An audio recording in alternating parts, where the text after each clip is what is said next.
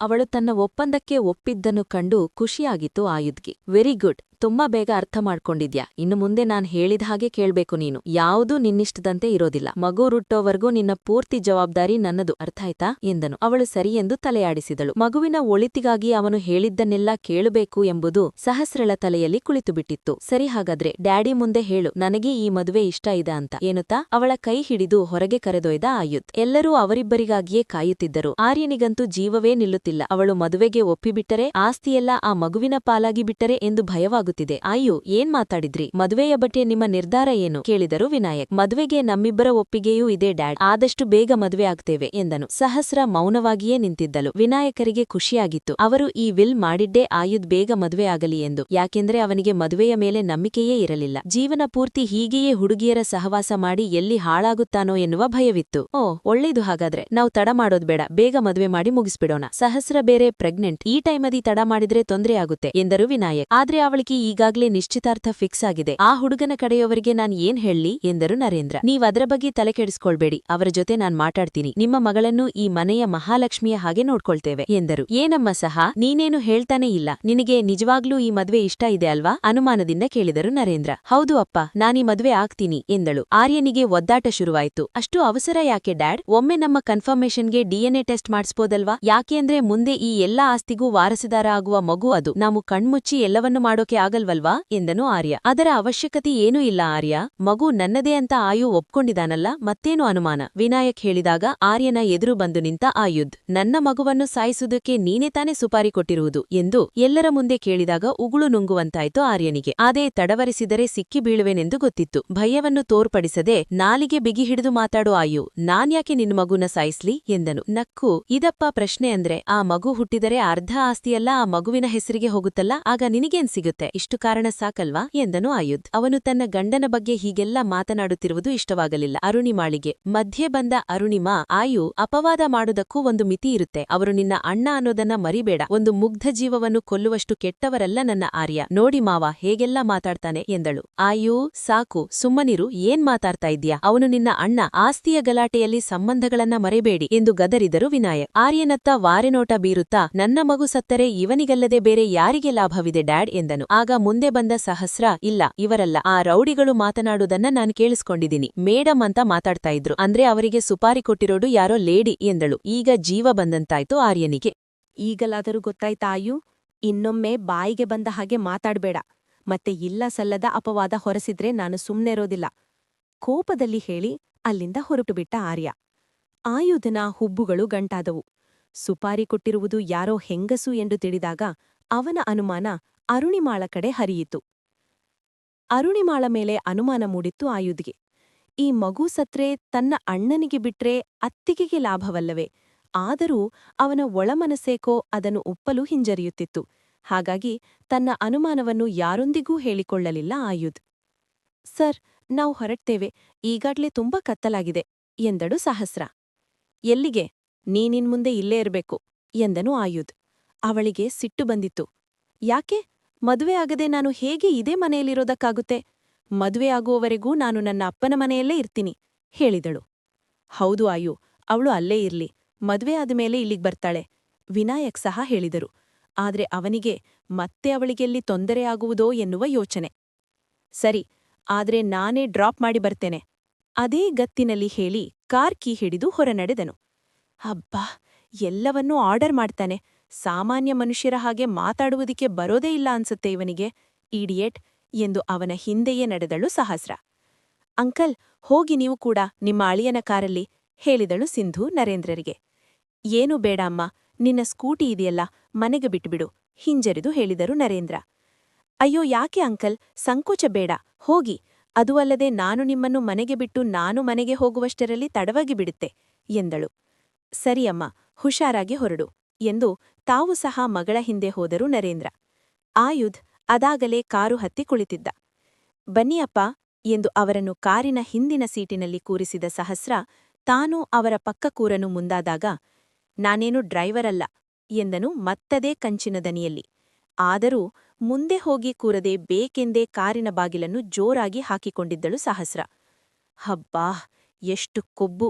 ಗೊಣಗಿ car drive ಮಾಡಿದ್ದ. Narendra address ಹೇಳಿದಳು. ಅವರನ್ನು ಮನೆಗೆ ಬಿಟ್ಟನು ಆಯುಧ್. ಆದರೆ ಒಳಬರಲಿಲ್ಲ. ಅವಳ ಫೋನ್ ಕಿತ್ತುಕೊಂಡು ತನ್ನ ನಂಬರ್ ಡಯಲ್ ಮಾಡಿ, ಇದು ನನ್ನ ನಂಬರ್, ಸೇವ್ ಮಾಡ್ಕೊ. ಏನೇ ಪ್ರಾಬ್ಲಮ್ ಆದ್ರೂ ನನಗೆ ಕಾಲ್ ಮಾಡು. ಇವತ್ತು ಮಾಡಿಕೊಂಡ ಹಾಗೆ ಎಡವಟ್ಟು ಮಾಡಿಕೊಳ್ಬೇಡ ಎಂದು ಮತ್ತೆ ಕಾರು ಹತ್ತಿ ಹೊರಟುಬಿಟ್ಟ. ಒಳಬಂದು ಮೌನವಾಗಿ ಕುಳಿತರು ನರೇಂದ್ರ. ಅವರಿಗೆ ನೀರು ಕೊಡುತ್ತಾ ಅವರ ಪಕ್ಕ ಕುಳಿತವಳು, ನನ್ನನ್ನು ಕ್ಷಮಿಸಿಬಿಡಿ ಅಪ್ಪ, ನನ್ನಿಂದಾಗಿ ನೀವಿದೆಲ್ಲ ಸಹಿಸಬೇಕಾಗಿದೆ ಎಂದಳು ಕಣ್ಣು ತೊಡೆದುಕೊಂಡು. ಏನೇ ಆದ್ರೂ ಒಳ್ಳೆಯದೇ ಆಗ್ತಿದೆಯಲ್ಲ ಬಿಡು ಮಗ್ಳೇ, ಅವರೂ ಸಹ ದೊಡ್ಡ ಮನುಷ್ಯರೇ. ನಾನು ನಿನಗೆ ನೋಡಿದ್ದ ಹುಡುಗನಿಗಿಂತ ದೊಡ್ಡ ಮನೆಯವರು. ಹೇಗೋ ನೀನಲ್ಲಿ ಖುಷಿಯಾಗಿದ್ರೆ ಸಾಕು ಎಂದರು. ಆಗ ಅವಳಿಗೆ ಆಯುಧ್ ಕಾಂಟ್ರಾಕ್ಟ್ ನೆನಪಾಯಿತು. ಅವಳ ಮನಸ್ಸು ಮುದುಡಿತು. ಇತ್ತ ಆಯುಧ್ಗೆ ಸುಪಾರಿ ಕೊಟ್ಟ ಹೆಂಗಸು ತನ್ನ ಅತ್ತಿಗೆಯೇ ಇರಬಹುದೇ ಎಂಬ ಅನುಮಾನ ಕಾಡತೊಡಗಿತು.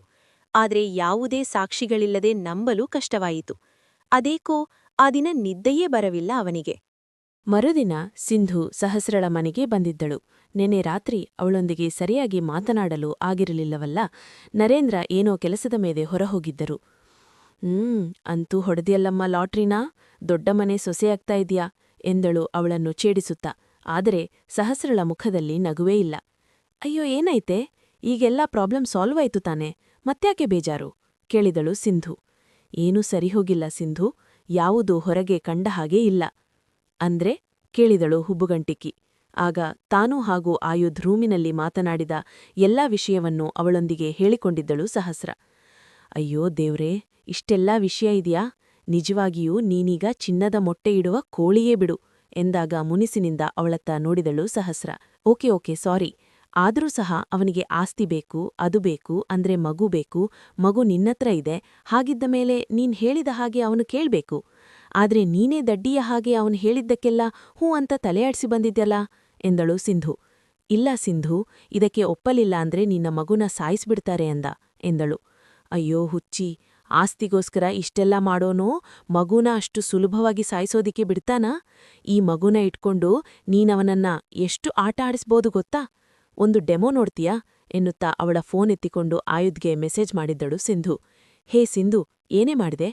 ಏನಿಲ್ಲ, ನನಗೆ ನಿನ್ನನ್ನು ಮದುವೆ ಆಗೋಕೆ ಇಷ್ಟ ಇಲ್ಲ, ನಾನು ಮಗು ತೆಗೆಸುವುದಕ್ಕೆ ಹೋಗ್ತಿದ್ದೀನಿ ಅಂತ ಒಂದು ಮೆಸೇಜ್ ಮಾಡಿದೆ ಅಷ್ಟೇ. ನೋಡು ಈಗ ಹೇಗೆ ಓಡಿ ಬರ್ತಾನೆ ಅಂತ ಎಂದು ಹುಬ್ಬೇರಿಸಿದಳು ಸಿಂಧು. ಸಹಸ್ರ ತಲೆಯ ಮೇಲೆ ಕೈ ಹೊತ್ತು ಕುಳಿತಳು. ಸಿಂಧು ಮೆಸೇಜ್ ಮಾಡಿದ ತಕ್ಷಣ ಅವನಿಂದ ಕಾಲ್ ಬಂದಿತ್ತು. ಸಹಸ್ರ ರಿಸೀವ್ ಮಾಡಲು ಮುಂದಾದಾಗ ತಡೆದ ಸಿಂಧು, ಏನೇ ಮಾಡ್ತಿದ್ಯಾ? ಅವನಿಗೆ ಟೆನ್ಷನ್ ಕೊಡ್ಬೇಕು ಅಂದ್ರೆ ಕಾಲ್ ರಿಸೀವ್ ಮಾಡಬಾರ್ದು, ಈಗ ಬರ್ತಾನೆ ನೋಡು ಎಂದಳು. ಆದ್ರೆ ಇದರಿಂದ ಏನು ಪ್ರಯೋಜನ ಸಿಂಧು? ಅರೆ ಏನ್ ಪ್ರಯೋಜನ ಅಂದ್ರೆ, ಈ ವಿಷಯದಲ್ಲಿ ನಡೆಯಬೇಕಾಗಿರುವುದು ನಿನ್ನ ಮಾತುಗಳೇ ಹೊರತು ಅವನ ಕಂಡೀಷನ್ಗಳಲ್ಲ. ಅವನು ಇಲ್ಲಿಗೆ ಬಂದಾಗ ನಿನ್ನ ಡಿಮ್ಯಾಂಡ್ಗಳು ಏನು ಅಂತ ಹೇಳು ಅವನಿಗೆ. ಅಲ್ಲ, ಮಗು ಹುಟ್ಟಿದ ಮೇಲೆ ನೀನ್ಯಾಕೆ ಮನೆ ಬಿಟ್ಟು ಹೋಗ್ಬೇಕು? ಈ ಸುಖಕ್ಕೆ ನೀನು ಮಗು ಯಾಕೆ ಹೆರಬೇಕು ಅಂತ ಎಂದು ಸಿಂಧು ಹೇಳಿದಾಗ ಭಾರವಾದ ಉಸಿರುಗಬ್ಬಿದ ಸಹಸ್ರ. ನನಗೆ ಅವನ ಮುಖ ನೋಡೋಕ್ಕೂ ಇಷ್ಟ ಇಲ್ಲ. ಲೈಫ್ ಲಾಂಗ್ ಅವನ ಜೊತೆ ಹೇಗೆ ಬದುಕ್ಲಿ? ಅವನು ಮಾಡಿರುವ ಅಗ್ರಿಮೆಂಟ್ ಒಂದು ರೀತಿಯಲ್ಲಿ ಸರಿಯೇ ಇದೆ ಅನ್ಸುತ್ತೆ ಎಂದಳು. ಕೆನ್ನೆಯ ಮೇಲೆ ಕೈ ಹೊತ್ತು ಕುಳಿತ ಸಿಂಧು, ಅಲ್ವೇ, ನೋಡದಕ್ಕಿ ಯಾವುದೋ ದೇಶದ ರಾಜಕುಮಾರ ಇದ್ದ ಹಾಗೆ ಇದ್ದಾನೆ. ಅವನ ಮುಖ ನೋಡೋದಕ್ಕೂ ಇಷ್ಟ ಇಲ್ಲ ಅಂತ್ಯಲ್ಲ? ನಿಜ ಹೇಳು, ಯಾವ ಹಾಲಿವುಡ್ ಹೀರೋಗೂ ಕಮ್ಮಿ ಇಲ್ಲ ಅಲ್ವಾ ಅವನು ಎಂದಳು. ಅಂದ ಚಂದ ಇದ್ರೆ ಸಾಕ, ಸ್ವಲ್ಪ ಆದ್ರೂ ಒಳ್ಳೆತನ ಇರೋದು ಬೇಡ್ವಾ? ದೊಡ್ಡ ಕೇಡಿ ನನ್ಮಗ ಕಣೆ ಅವನು. ಆ ವಿಲನ್ ಜೊತೆ ಹೇಗೆ ಬಡುಕೋದು ಎಂದು ಮುಖ ತಿರುಗಿಸಿದಳು ಸಹಸ್ರ. ಆಯಿತು, ಅವನಿಗೋಸ್ಕರ ಬೇಡ, ಆದ್ರೆ ನಿನ್ನ ಮಗುಗೋಸ್ಕರ ಅದೇ ಮನೆಯಲ್ಲಿರಬೇಕು. ನಿನ್ನ ಮಗುಗಿ ಅಮ್ಮನ ಪ್ರೀತಿ ಸಿಗೋದು ಬೇಡ್ವಾ?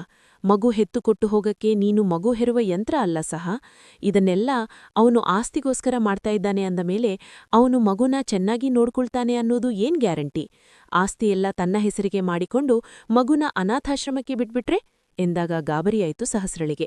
ಗೆಳತಿ ಹೇಳುತ್ತಿರುವುದು ಸರಿ ಅನಿಸಿತು. ಮಗುವನ್ನು ಹೆತ್ತು ಯಾವ ನಂಬಿಕೆಯಲ್ಲಿ ಅವನ ಬಳಿ ಬಿಟ್ಟು ಹೋಗುವುದು? ಮೊದಲೇ ಪ್ರೀತಿ ವಾತ್ಸಲ್ಯ ಸಂಬಂಧಗಳ ಬೆಲೆಯೇ ಗೊತ್ತಿಲ್ಲ ಅವನಿಗೆ.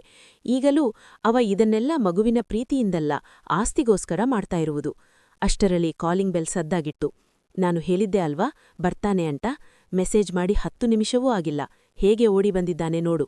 ಹೋಗು, ಬಾಗಿಲು ತೆಗಿ, ನಾನು ರೂಮಲ್ಲಿ ಬಚ್ಚಿಟ್ಕೊಳ್ತೀನಿ. ಅವನ ಜೊತೆ ಎಲ್ಲವನ್ನೂ ಮಾತಾಡು, ಹೆದರ್ಬೇಡ ಸಹ ಎಂದು ರೂಮಿಗೆ ಓಡಿದಳು ಸಿಂಧು. ನಿಟ್ಟುಸಿರು ದಬ್ಬಿದ ಹುಡುಗಿ ಎದ್ದು ಬಂದು ಬಾಗಿಲು ತೆರೆದಳು. ಸಿಂಧು ಹೇಳಿದ್ದು ನಿಜವೇ ಆಗಿತ್ತು. ಆಯುಧ್ ಕಣ್ಣಲ್ಲೇ ಬೆಂಕಿಯುಗುಳುತ್ತಾ ನಿಂತಿದ್ದನು. ಏನದು ಮೆಸೇಜ್ ಕೇಳಿದನು. ನಾನು ಮಗು ತಗಿಸಬೇಕು ಅಂದುಕೊಂಡಿದ್ದೇನೆ. ಈ ಕಾಂಟ್ರಾಕ್ಟ್ ಮ್ಯಾರೇಜ್ ನನಗೆ ಇಷ್ಟ ಇಲ್ಲ ಎಂದಲು ಮತ್ತೆಲ್ಲೋ ನೋಡುತ್ತಾ. ಒಳಬಂದವ ಅವಳ ತೋಳು ಹಿಡಿದು ಒರಟಾಗಿ ಗೋಡೆಗೆ ಒರಗಿಸಿ, ಹುಚ್ಚಿಡಿತಾ ಇದ್ಯಾ?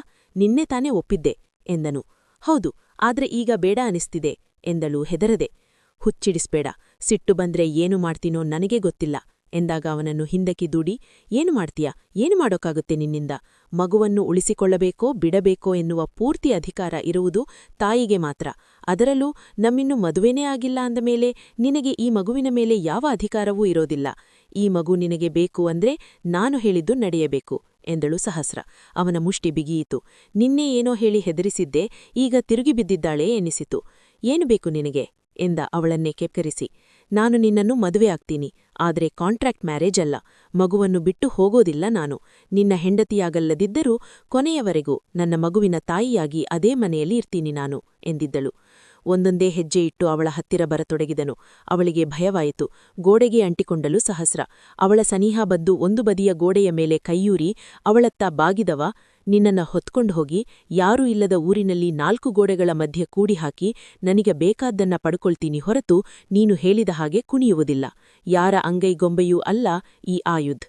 ಮಗು ನೆಪದಲ್ಲಿ ನನ್ನನ್ನು ನಿನಗಿಷ್ಟ ಬಂದಂತೆ ಆಟ ಆಡಿಸಬಹುದು ಅಂತ ಕನಸು ಕಾಣ್ಬೇಡ ಎಂದು ಬಿಟ್ಟಿದ್ದನು. ಮುಂದುವರಿಯುವುದು.